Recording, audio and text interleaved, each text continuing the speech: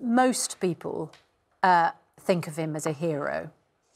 Why isn't he?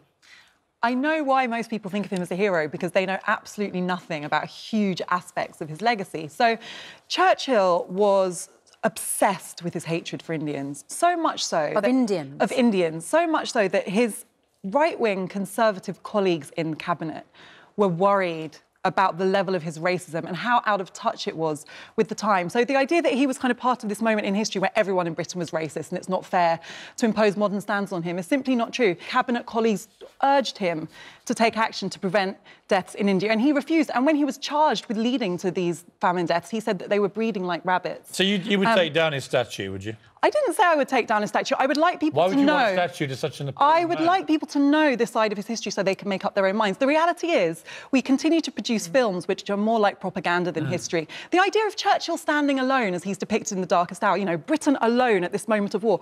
Britain had an empire. Winston Churchill was the man that saved the world from Adolf Hitler, from Nazism, from a man that wanted to exterminate every Jew in the world, right, including your grandfather. If it hadn't been for Winston Churchill rallying this country in the way that he did, then things could have turned out very, very differently, not least for your family.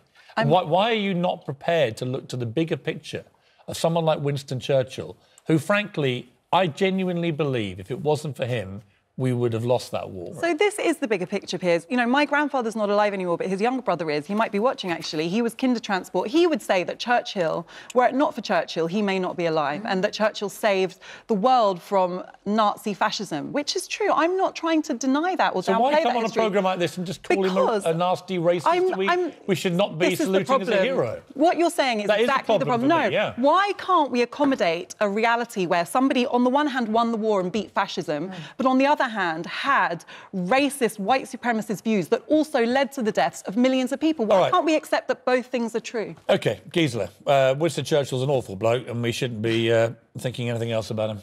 And if he hadn't been the Prime Minister from 1940 to 45, we would have a different view of the man.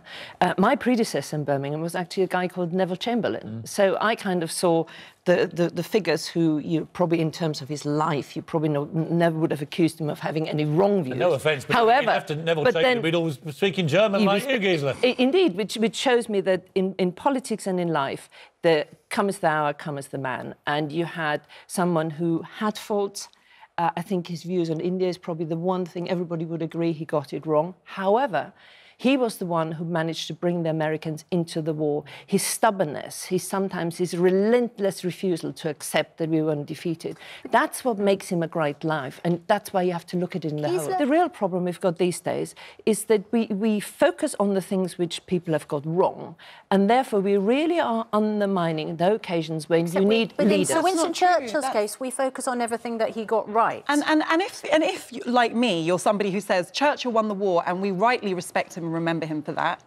On the other hand, he had racist views. He enjoyed killing Africans. He called them savages. He had eugenicist ideas. He was willing to see 3 million Indians die when he could have helped prevent their deaths. Beating Adolf Hitler, winning the war, stopping him exterminating every Jew he could get his hands on, these actually, to me, are far greater achievements than the negatives that lurk in his past, which lurk in everybody's past in varying degrees. I'll tell you why I care about this. I am a British person. I think that a fundamental British value is integrity and intellectual curiosity. And I can't understand why we, as a modern nation in 2018, are only comfortable with a propagandist version of history. Why can't we have a more interesting relationship with history? Churchill was far more fascinating than the cardboard cutout saint that we paint him. There are whole things when he was Home Secretary, when he was doing prison reforms. There were a whole lot of good things he did, you know, in the run-up to World War I. He made mistakes. He learned from the mistakes